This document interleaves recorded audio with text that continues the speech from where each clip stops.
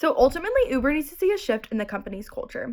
As we have learned throughout the semester and through the text, having a strong organizational culture helps to lead to the achievement of strategic goals.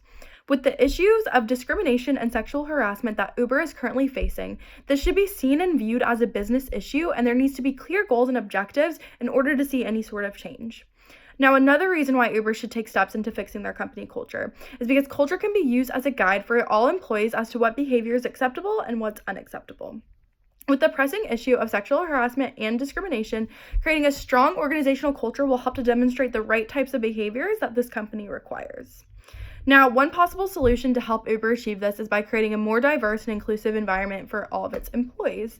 Now, one way that they can do this is by enhancing their HR department, and Zaire is actually going to go into a little bit more information on how they can do this in the next slide. Another thing that they can do is to review all of their hiring policies and procedures and implement new policies that put more importance on diversity. And to ensure this, it's important to make sure that those hiring managers also have come from diverse groups.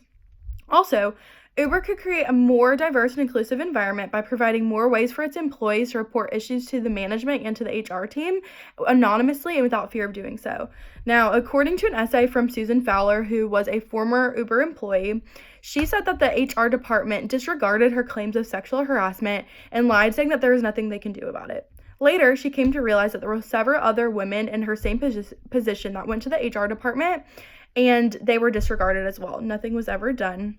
And they eventually gave up on the management team because they knew that nothing would come out about it. And this behavior from the HR team is simply unacceptable. It's hard enough for people to speak out about these issues as it is, and no one's going to speak to HR if it's ultimately going to be disregarded. It's important for top leadership to have their employees feel safe to speak out on these issues. Now, another potential solution for Uber is to go ahead and hire new leaders that are more trustworthy and accountable.